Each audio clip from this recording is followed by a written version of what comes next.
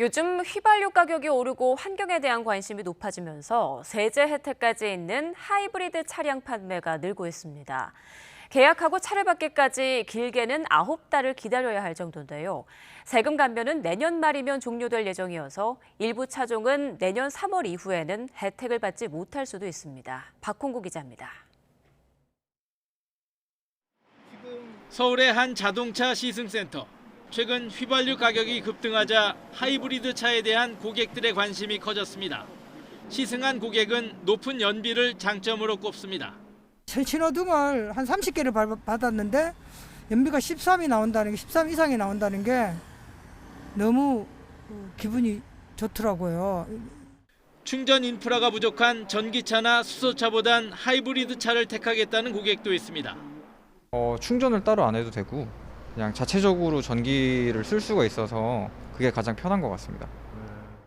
이 같은 인기에 힘입어 하이브리드 차는 지난해에 41%, 올해는 8월까지 47% 이상 판매량이 급증했습니다.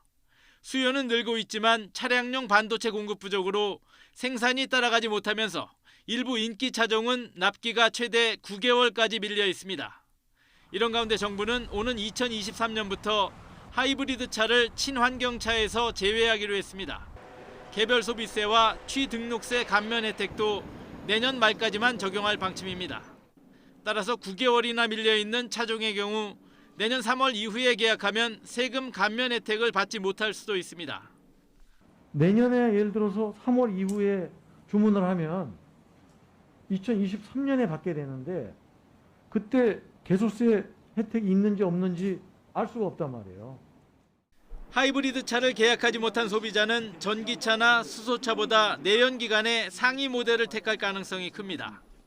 내연기관 차를 살 수밖에 없는 분들은 자기의 충전 환경이라든지 사용 환경 자체가 아직 배터리 전기차나 연료전지 전기차를 사기에는 시기상조라고 느끼기 때문에 그런 거거든요.